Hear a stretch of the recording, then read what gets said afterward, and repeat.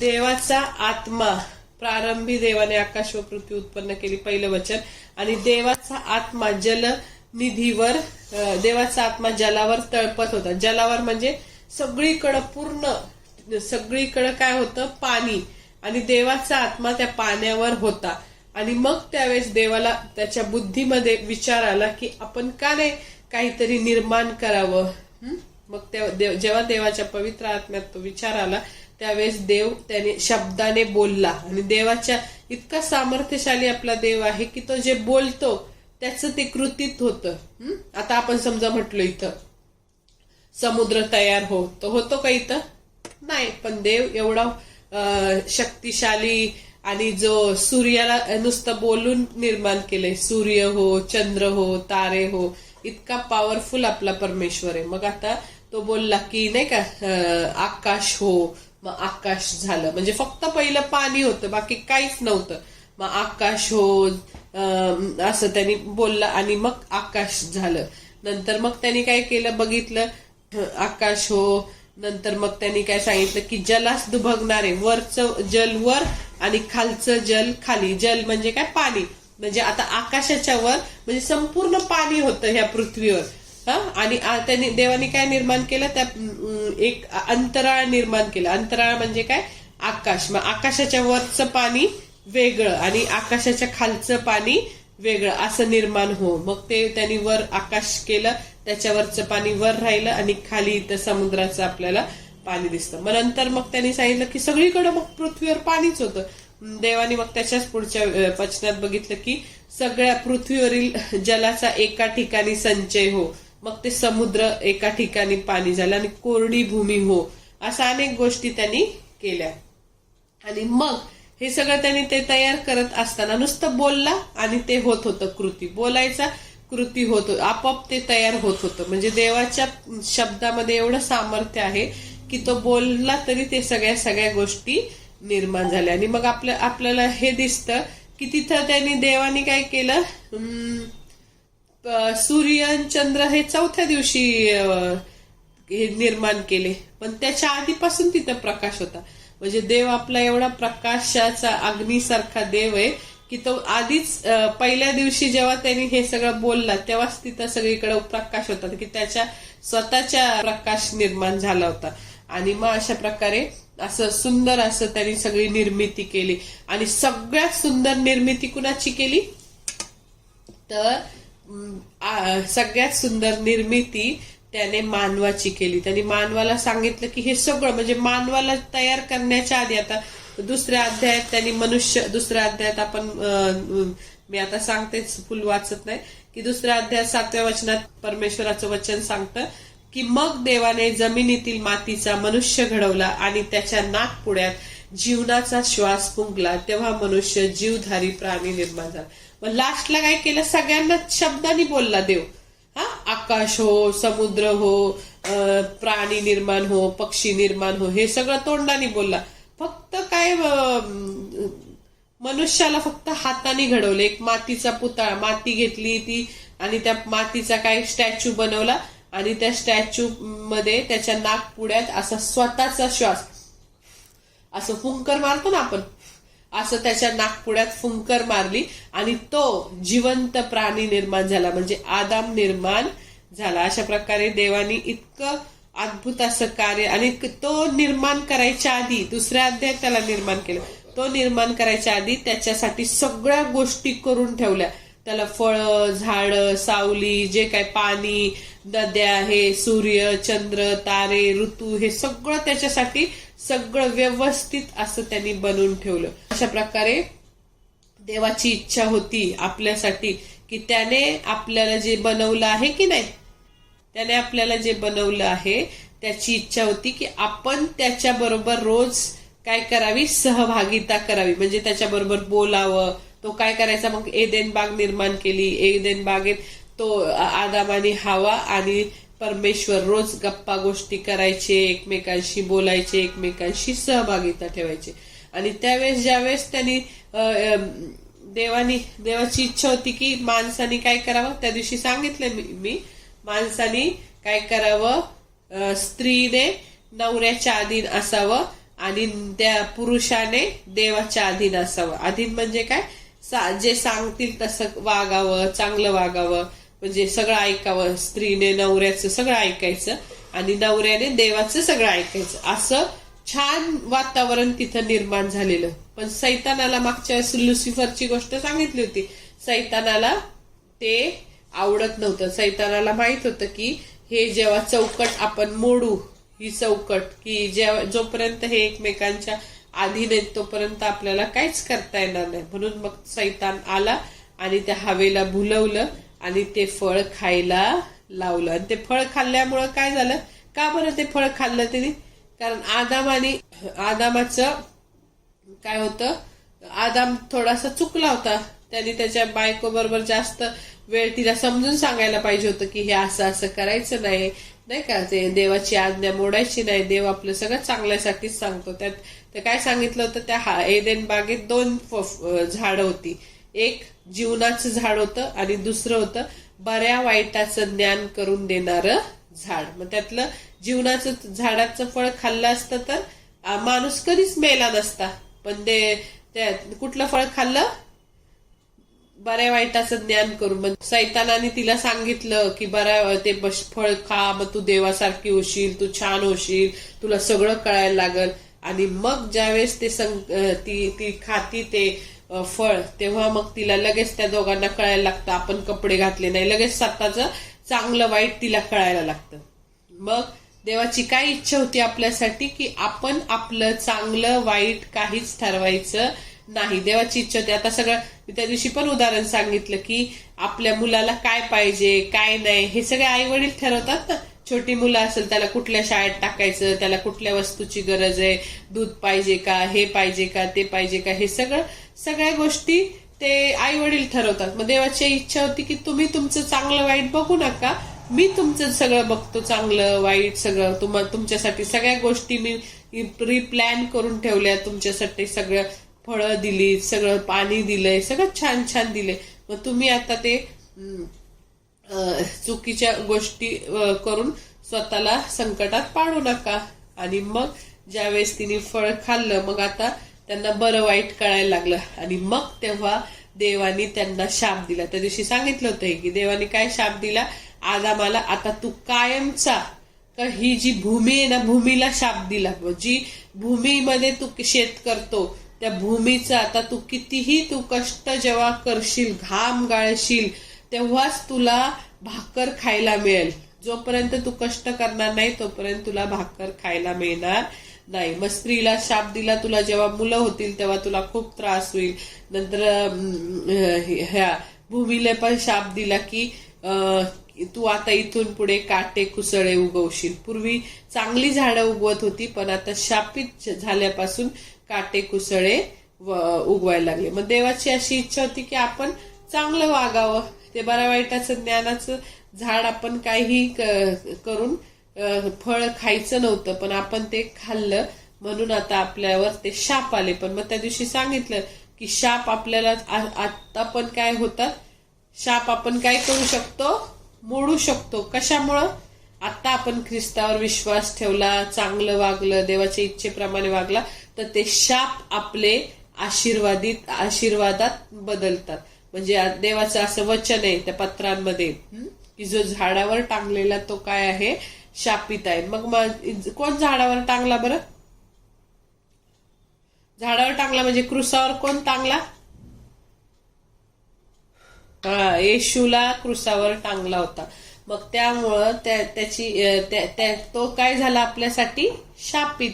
मग आपले सगळे शाप, सगळे आजार, आपली गरिबी, आपलं आजारपण, जेवढं आपल्या जीवनात वाईट आहे ते सगळं त्यांनी घेतलं स्वतःवर. आणि तो काय केला, तिथं वधस्तंभावर तो मेला. आणि त्याच्याद्वारे आपल्याला सगळ्यांना आरोग्य मिळालं.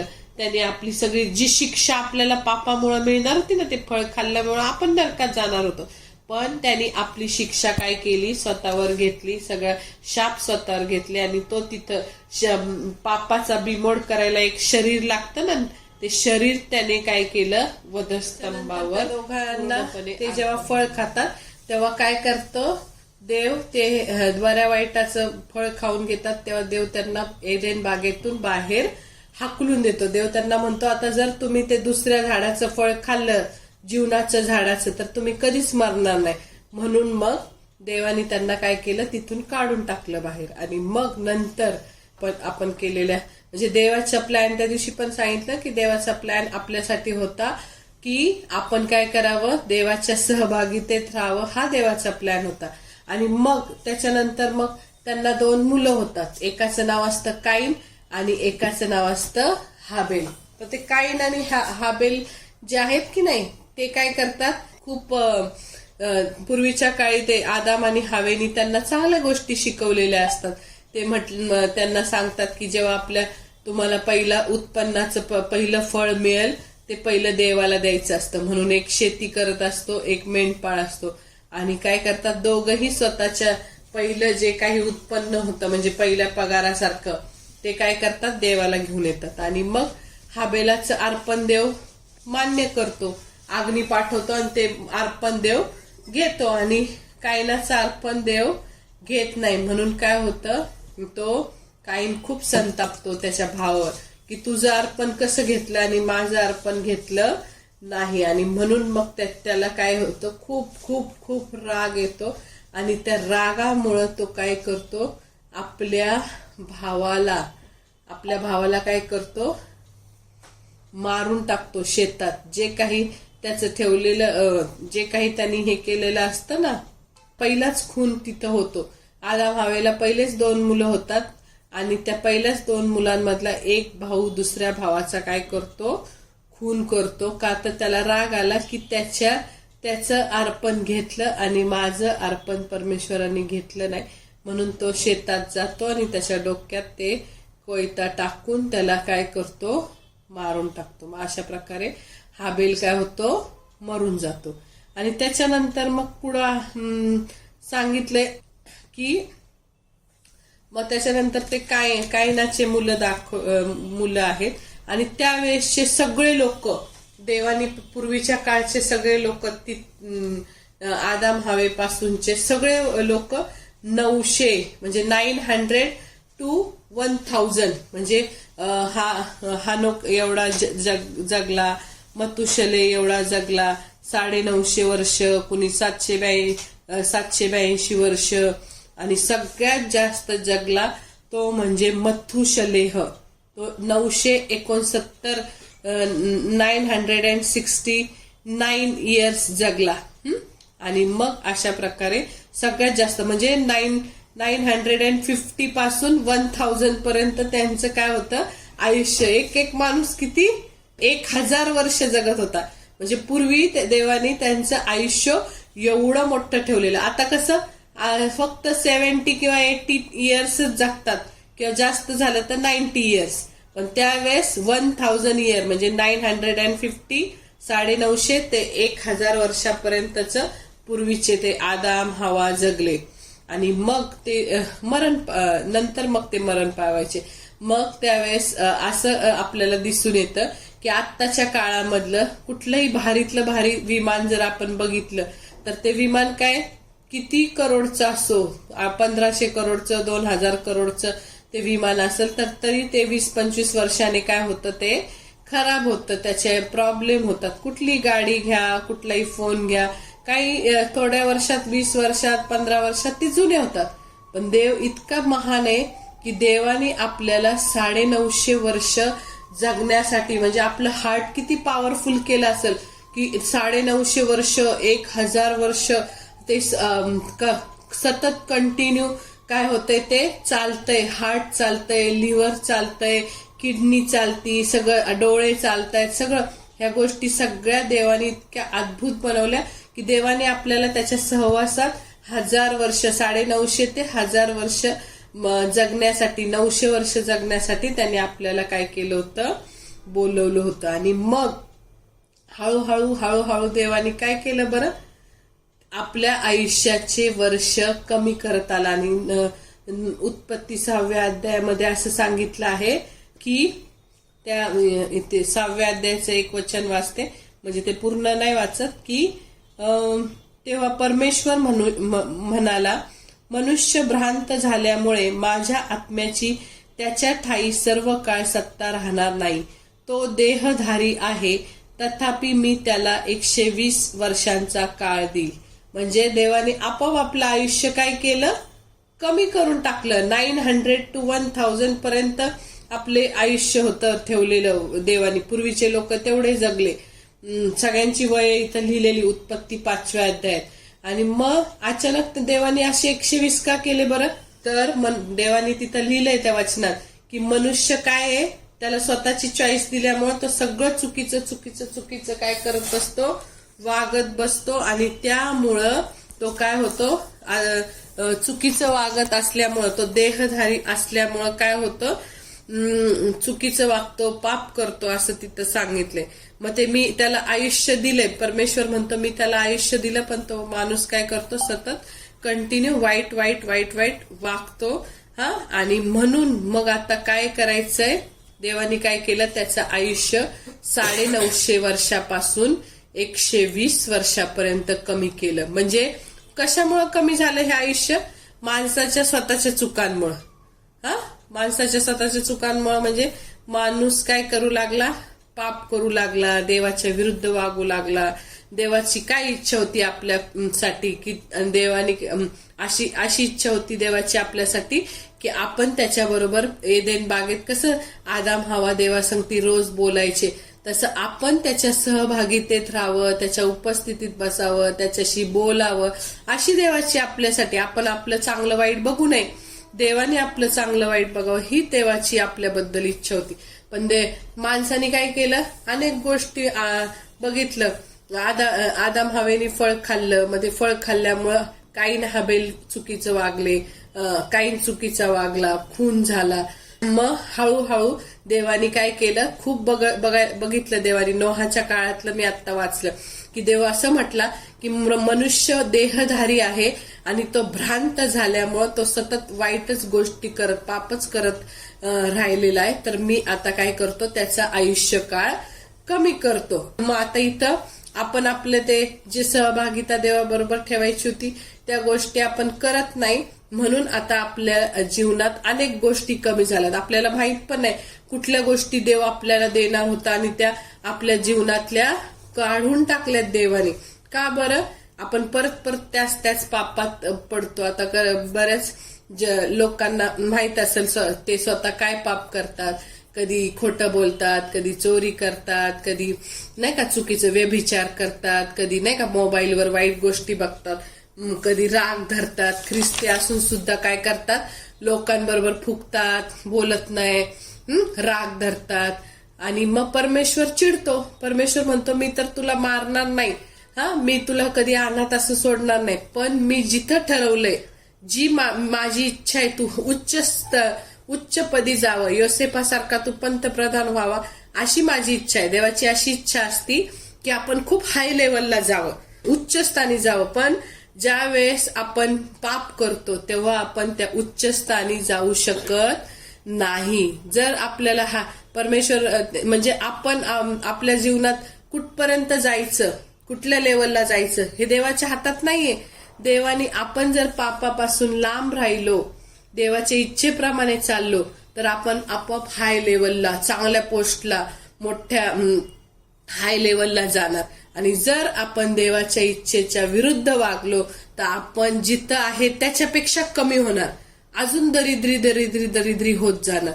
का बरं? आपण त्या देवाच्या सहवासात राहत नाही, समजदार देवाच्या अधीनतेत आपण राहत नाही. मग देवाची इच्छा अशी का आपण 900 वर्ष जगावं. देवाने आपल्याला तसं तयार केलं, आपलं हार्ट, आपलं सगळं किडनी, लिव्हर सगळं 900-950 वर्ष छान राहील असं तयार केलं. पण आपण आपल्या पापांमुळं काय केलं, 120 वर्ष देवाने आपले काय केले, आयुष्य ठेवलं आणि आपल्या जीवनातल्या बऱ्याच गोष्टी कट केल्या देवाने हळूहळू.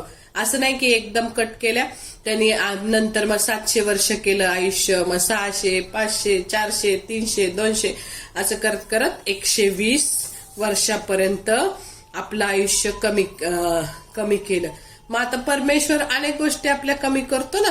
जेव्हा देव बघतो की हा मुलगा ही मुलगी वचनाप्रमाणे चालत नाही, देवाच्या इच्छेप्रमाणे चालत नाही, देवाच्या आज्ञा पाळत नाही, मग तेव्हा अनेक गोष्टी कमी करतो. आपल्या फायनान्सला कमी करतो, आपले पैसे कमी होतात, नंतर आपली जी काही जीवनात प्रगती होणार असते ती जाती, अनेक आपले ब्लेसिंग आशीर्वाद निघून जातात.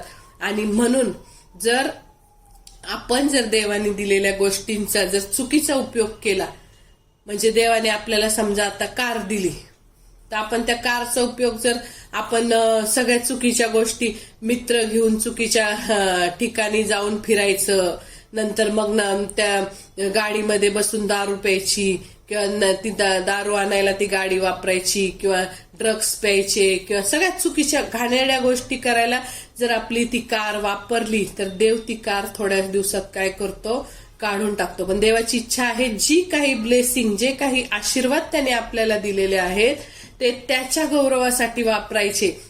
आपल्याला कार दिली असेल तर त्यात लोकांना घेऊन जायचं चर्चला. चला आमच्याकडं गाडीमध्ये 4 जागा आहेत, चला आमच्या बरोबर चर्चला येता का तुम्ही, सगळ्यांना विचारायचं. आणि त्या गाडीचा उपयोग त्या गाडीचा उपयोग आपण काय करायचा, चांगल्यासाठी करायचं. जर देवाने आपल्याला हेल्दी शरीर दिले, शरीर कसं दिलंय, हेल्दी म्हणजे निरोगी शरीर दिलंय, मग ते निरोगी शरीर आपल्याला चर्चला जाण्यासाठी वापरायचं, रोज देवाच्या सहभागितेत बसायचं, देवाची प्रार्थना करायची, देवाशी बोलायचं, देवाचं वचन वाचायचं. हे निरोगी शरीर त्या गोष्टींच्या कामासाठी लावायचं. मग देवानी आपल्याला अनेक गोष्टी दिल्या, टीव्ही दिलाय, इंटरनेट दिलंय, मोबाईल दिलाय. मग त्या मोबाईलवर आपण काय करतो, अनेक वचनांचं आपल्याला प्रगटीकरण समजू शकतो. पण आपण काय करतो, त्याच्यावर चुकीच्याच गोष्टी, फेसबुकचे कुठले हसायचे व्हिडिओ, हे व्हिडिओ ते व्हिडिओ काही बघत बसतो. मग देवाला असं अजिबात आवडत नाही. देव काय म्हणतो, मी जे दिलेल्या सुख सोयी आहेत त्या माझ्या गौरवासाठी तुम्ही वापरायच्या. आपण बघा फेसबुकवर, इंस्टाग्रामवर आणि कुठल्या युट्यूबवर खूप 2-2 तास बसतो हसत खेळत, पण 10 मिनिटं सुद्धा आपल्याला बायबल वाचायला सांगितलं तर आपल्याला कंटाळा येतो. मग देवाला त्या गोष्टीची चीड आहे. देव म्हणतो मी तुम्हाला एवढी साधनं दिली, मोबाईल दिलाय, टीव्ही दिलाय, कार दिली, बंगला दिलाय, फ्लॅट दिलाय चांगला, सगळ्या गाड्या घोड्या दिले, तरी तुम्ही देवाच्या उपस्थितीत बसत नाही. मग देव काय करतो, आपल्या जीवनातल्या हळूहळू जर आपण देवाने दिलेल्या गोष्टी त्याच्या गौरवासाठी नाही वापरल्या, तर हळूहळू आपल्या लाईफ मधल्या त्या गोष्टी कमी होतात. गाडी असेल तर गाडी काढून घेतो देव, मग मोबाईलचा वापर चुकीच्या गोष्टीसाठी करतो, तर मग हळूहळू आपले ब्लेसिंग काय होतात, कमी होतात. म्हणून देवाने ज्या गोष्टी दिलेल्या आहेत आपली हेल्थ, ती सगळी देवाच्याच गौरवासाठी वापरायची, देवाची प्रार्थना करायची, अनेक गोष्टी चांगल्या गोष्टी काय करायच्या आपण करायचा. आणि मग देवाने आपल्याला जो पैसा दिलाय तो चुकीच्या गोष्टीसाठी लावायचा नाही. देवाने आपल्याला पैसा दिलाय तर आपण हॉटेलमध्ये जाऊन सारखं पार्ट्या करायच्या नाही किंवा मग कुठली व्यसनं करायची नाही. देवाने आपल्याला जर पैसा दिलाय तर तो आपण देवाच्याच कामासाठी वापरायचा, चांगल्या गोष्टीसाठी, गरिबांना मदत करायची. जर आपण त्या पैशाचा चुकीचा वापर केला तर देव हळूहळू आपले पैसे पण कमी करून टाकतो. जर आपल्याला खूप मोठे पैसे असतील आपल्याकडे, ते हळूहळू कमी होत जातात, कारण देवाला अशा चुकीच्या गोष्टीमध्ये आपण पैसा उडवतो हे आवडत नाही. मग कधी काय अजून काय देवाची इच्छा आहे आपल्यासाठी की आपण नेहमी देवाच्या सुवार्तेसाठी पैसे दिले पाहिजे, चर्च बांधकामासाठी पैसे दिले पाहिजे, अनाथ, गोर, गरीब, विधवा यांच्यासाठी सुवार्तेच्या कार्यासाठी पैसे दिले पाहिजे. जर आपण देवाने दिलेल्या आपल्याला सुखसोयी, सगळ्या सुखसोयी दिल्या ना, आपल्याला चांगली शाळा दिली, आपल्याला चांगले आई वडील दिले, आपल्याला चांगलं घर दिलं, चांगला टीव्ही दिला, इंटरनेट दिलं, कार दिली, मग ह्या सगळ्या पैसे दिले, ह्या सगळ्या चांगली हेल्थ दिली, त्या सगळ्या गोष्टींचा वापर देवासाठी कसा होईल ह्या गोष्टींचा आपण काय करायचा, विचार करायचा, रोज प्रार्थना करायची.